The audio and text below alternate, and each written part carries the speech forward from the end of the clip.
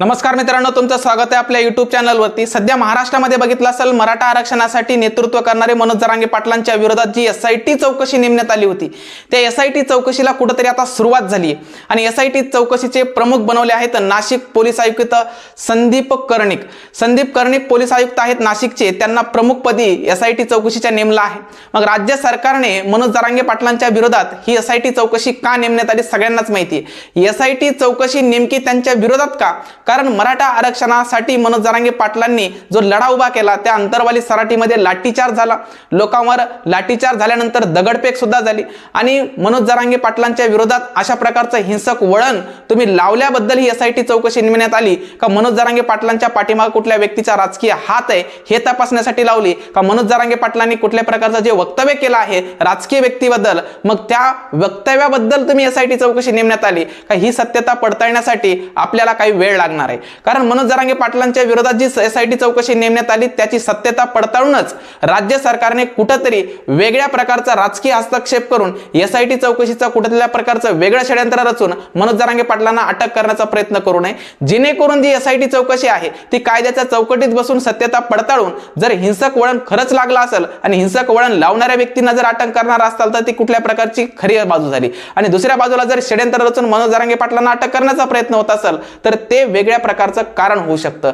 मग इथं राजकीय हस्तक्षेप झाल्यासारखा वाटेल। कारण मनोज जरांगे पाटलांनी कुठल्या प्रकारच्या एखाद्या व्यक्तीचा खून केला नाही, कुठल्या प्रकारच्या एखाद्या व्यक्तीला मारहाण केली नाही का, कुठल्या एखाद्या व्यक्तीचा हातपाय तोडला नाही जेणेकरून त्यांना कुठल्या प्रकारची एखादी कलम लावून त्यांना अटक करण्यात येईल। कारण आपल्या महाराष्ट्रामध्ये याच्या अगोदर जे कृत्य बघितलं असेल, मग राजकीय सत्तेतील व्यक्ती असो किंवा विरोधातील व्यक्ती असो, कारण या ठिकाणी राजकीय आणि विरोधक यांना वेगळ्या प्रकारचं बोलण्याची गरज नाही। कारण विधिमंडळामध्ये ज्यावेळेस 10% आरक्षण तुम्ही मंजूर केलं त्यावेळेस सर्वांनी एकमताने मंजूर केलं, पण बाहेर आल्यानंतर वेगळंच बोलतात की त्यांनी न टिकणारं आरक्षण दिलं। म्हणजे त्या ठिकाणी विरोधक सुरुवातीला एकत्रित आणि नंतर बाहेर आल्यानंतर विरोधात। म्हणजे आपण कोणाबद्दलही बोलणार नाहीत, आपण कुठल्याही प्रकारच्या राजकीय पक्षातलो नाही आहेत किंवा एखाद्या राजकीय पक्षाचं नाहीत, कोणा पक्षाशी काही आपल्याला काही घेणं देणं नाही। कारण या ठिकाणी राजकीय हेतूने जे काही बोलल्या जाते मनोज जरांगे पाटलांच्या विरोधात, कारण त्यांनी गोरगरीब लेकरांचा आवाज उठवला म्हणून।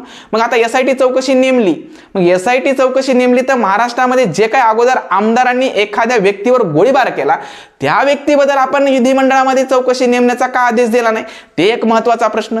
याच्या अगोदर महाराष्ट्रामध्ये खूप काही वादंग घडलेले आहेत, खूप काही मुद्दे आहेत। कोणी घोटाळा केला असेल त्याची चौकशी नाही, कुठल्या प्रकारचा घोटाळा असेल त्याला कुठल्या प्रकारचा विरोध होत नाही। म्हणजे या ठिकाणी आपण कोणाबद्दल चौकशी नेमतोय हे आपण अगोदर पाहिलं पाहिजे। मनोज जरांगे पाटलांनी SIT चौकशीला विरोध केला का? नाही, त्यांनी सुद्धा स्वागत केलं। ठीक आहे, तुम्ही SIT चौकशी नेमताय तर ती सत्याच्या बाजूने झाली पाहिजे, कुठल्या प्रकारचा त्याच्यात राजकीय हस्तक्षेप नसला पाहिजे। तुम्ही जसं म्हणतात की मनोज जरांगे पाटलांच्या पाठीमागे कुठे एखाद्या राजकीय व्यक्तीचा हात आहे का, तसं SIT चौकशीमध्ये कुठल्या व्यक्तीचा हात नसू नये याची सुद्धा नीट पडताळणी होणं गरजेचं आहे। कारण मनोज जरांगे पाटलांना अटक करण्याचा प्रयत्न का आहे? कारण येणारी जी लोकसभा निवडणूक आहे त्या लोकसभेच्या निवडणुकीमध्ये विरोधक असतील किंवा सत्तेतील व्यक्ती असो, यांच्यासाठी सगळ्यात मेन महत्त्वाचा प्रश्न आहे तो म्हणजे प्रसार कसा करायचा, प्रचार कसा करायचा, जनतेमध्ये जायचंय तर मराठा व्यक्तींना तोंड कसं द्यायचं, त्यांच्या प्रश्नांच्या उत्तराला आपण काय बोलायचं, हे सगळ्यांना पडलेला प्रश्न आहे। जोपर्यंत मनोज जरांगे पाटील हा मराठा समाजापासून वेगळं होत नाही तोपर्यंत आपल्याला प्रचार आणि प्रसार करण्यासाठी अडथळा निर्माण होतोय, हे सगळ्यांनाच राजकीय व्यक्तींना पडलेला प्रश्न आहे। दुसरी गोष्ट बघितलं असेल, मनोज जरांगे पाटलांची सध्या संवाद बैठका सगळीकडेच चालू आहेत। काही ठिकाणी उशीर होतोय, काही ठिकाणी लवकर जात आहेत, याच्या विरोधात सुद्धा गुन्हे दाखल होत आहेत त्यांच्या विरोधात। कारण पोलिसांनी सांगितलं की अशा प्रकारची परमिशन तशा प्रकारची परमिशन कायद्याच्या बाजूने ठीक आहे, तुमच्या बाजूने। मग मनोज जरांगे पाटलांना वेगळं करण्याचा कितीही जरी प्रयत्न केला तर मराठा समाजापासून त्यांना वेगळं कसं करू शकता तुम्ही? नाही करू शकत। जसं जर बघितलं असेल, गोपीनाथ मुंडे साहेब हे मनामध्ये काही व्यक्तींच्या मनात रुजलेले आहेत, त्या मनातल्या व्यक्तींना आपण बाहेर काढू शकतो का? नाही।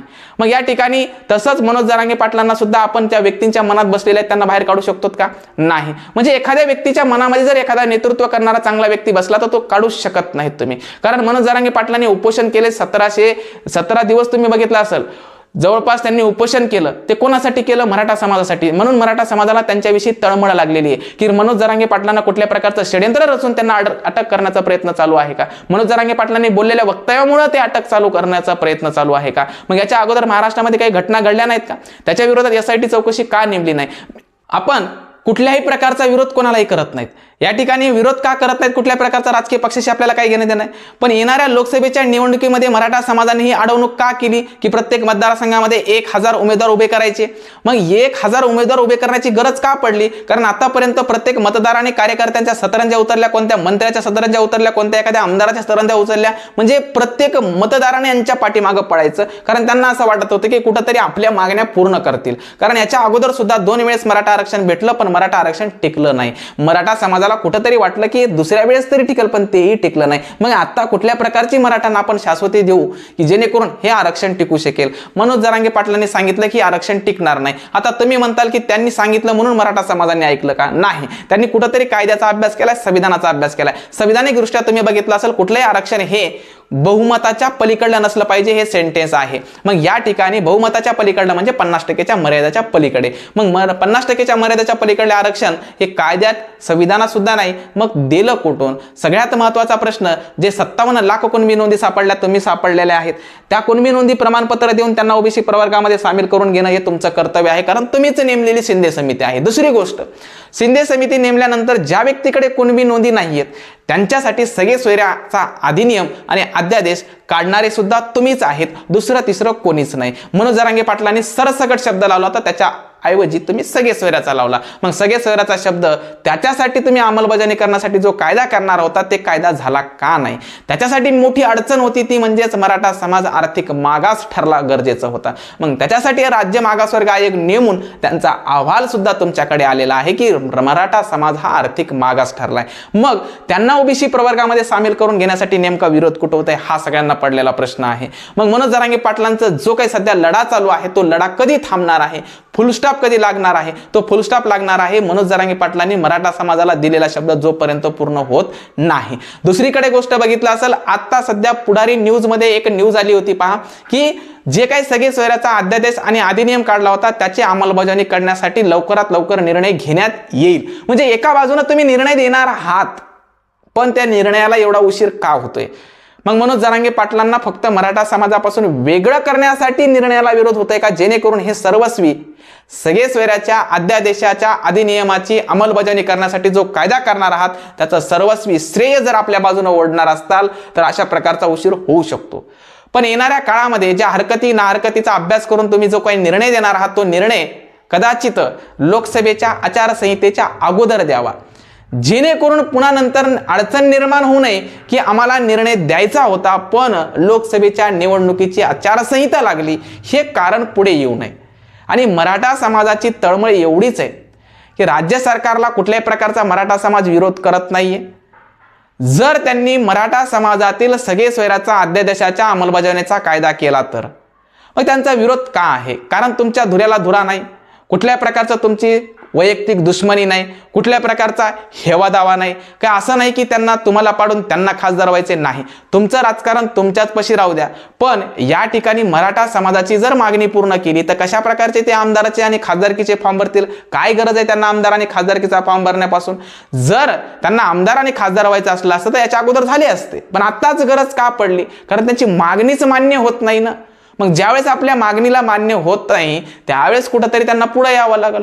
पुढे यावं लागेल म्हणजे अशा प्रकारची अडवणूक म्हणजे आमदार आणि खासदारकीचे फॉर्म भरल्यानंतर कुठंतरी राज्य सरकारचं लक्ष यांच्याकडे वेधलं जाईल आणि सगळे सोयऱ्याच्या अध्यादेश आणि अधिनियमाची अंमलबजावणी करण्यासाठी कायदा करतील. याच्या पलीकडे दुसरं तिसरं कुठलाही प्रकारचा वाद नाहीये. का मराठा समाजाला राज्य सरकारशी भांडणं म्हणजे चांगलं वाटतंय का? नाही. राज्य सरकारला सुद्धा हेच विषय प्रत्येक वेळीस अडचण निर्माण करेल हे सुद्धा त्यांना वाटतंय का? नाही. तर लवकर निर्णय घेतला तर कुठेतरी हा वाद थांबेल, मराठा समाजही शांत होईल आणि राज्य सरकारलाही कुठल्या प्रकारची अडचण येणार नाही. आणि राज्य सरकारला अडचण कोणती येते?